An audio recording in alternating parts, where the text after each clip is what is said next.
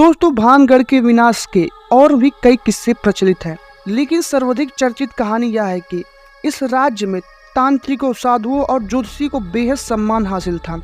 महाराज छतर सिंह की रानी रत्नावली तीतरवाड़ा की बेटी थी। वह बेहद रूपवंती थी, साथ ही साथ उन्हें तंत्र मंत्र में पारंगत हासिल था। दोस्तों कहा जाता है कि सिंघा नाम के एक तांत्रिक ने भानगढ़ के बारे में जब यह सुना कि तांत्रिक का सम्मान किया जाता है तो वह वहां पहुंच गया और महल के सामने स्थित एक पहाड़ी पर अपना स्थान बनाकर साधना करने लगा। दोस्तों न जाने कैसे उसने पहाड़ी से रानी को देख लिया और उसके सौंदर्य पर मोहित हो गया।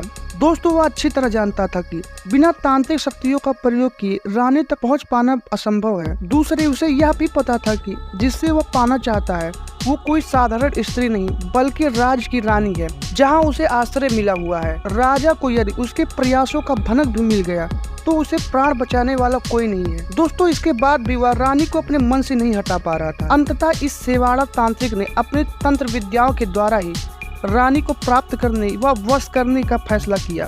दोस्तों उसने कई छोटे मोटे प्रयास किए लेकिन वह सफल ना हो सका। अपनी लगातार असफलताओं के कारण रानी को पा लेने की इच्छा उसके मन में बदला लेने की हद तक बढ़ गई। दूसरी ओर सिंघा को इस बात का रत्ती भर भी ज्ञान नहीं था कि रानी रत्नावली को तंत्र मंत्र की विद्या अच्छी तरह आती है। यह बात ना मालूम होने के कारण तांत्रिक अंत में भूल कर बैठा, जिसके कारण न केवल वो अपनी मौत बल्कि भानगढ़ के विनाश का कारण भी बना। यहाँ की रानी को हासिल न कर पाने की खींच और कई विफल प्रयासों के बाद भी उसने अपना आखिरी दांव खेला। दोस्तों सिंघा ने रानी की एक दासी को अपनी कुटिल चाल में फंसा लिया। यह दासी जब बाजार से राजमहल जा रही थी तो तांत्रिक ने अपने वशीकरण मंत्र से तिल का एक कटोरा उस दासी को यह समझा कर दिया कि हम तांत्रिक बाबा हैं, रानी को यह तेल देना और उन्हें समझाना कि इस तेल का उपयोग अपने शरीर पर करें, इससे उनका कल्याण होगा। दोस्तों राजमहल में पहुँचकर दासी ने तेल का कटोरा रानी के सामने रख दिया और जो घटना घटित हुआ था उसने रानी को बता दिया।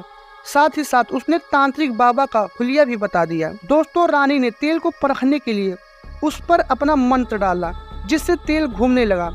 दोस्तों अपनी सिद्धियों से रत्नावली ने यह जान लिया कि तेल में वशीकरण के साथ साथ मारक मंत्र का उपयोग किया गया है। रानी को समझ आ गया कि तांत्रिक ने उसे अपने मोह जाल में बांधने के लिए ये तेल दासी के हाथ भिजवाया है। दोस्तों रानी के क्रोध की सीमा न रही और उसने गुस्से में उसी समय अपने सामने रखे तेल की कटोरी पर सिद्धि मारक मंत्र पढ़कर वहीं से सामने वाली पहाड़ी पर फेंक दिया, जहां बैठकर तांत्रिक अनुष्ठान कर रहा था। दोस्तों तेल एक भयंकर आवाज के साथ साथ शिला के रूप में वहां उड़ा और कहर बनकर तांत्रिक के ऊपर टूट गया, जिससे उसी समय उसकी मृत्यु हो गई। दोस्तों कहते हैं कि मरने से पहले वह श्राप दे गया कि मंदिर को छोड़कर सारा भानगढ़ नष्ट हो जाएगा और सभी लोग मारे जाएंगे। दोस्तों भानगढ़ के आसपास के गांव के अनेक लोग मानते हैं कि तांत्रिक के श्राप के कारण ही खंडहर हो गई, लेकिन मंदिर का कुछ भी नहीं बिगड़ा। कुछ लोगों का विश्वास है कि इस श्राप से अकाल मृत्यु हुए लोगों की आत्माएं आज भी यहाँ भटकती हैं और इसी जगह के भुतहा होने व फिर से न बस पाने का कारण ही माना जाता है।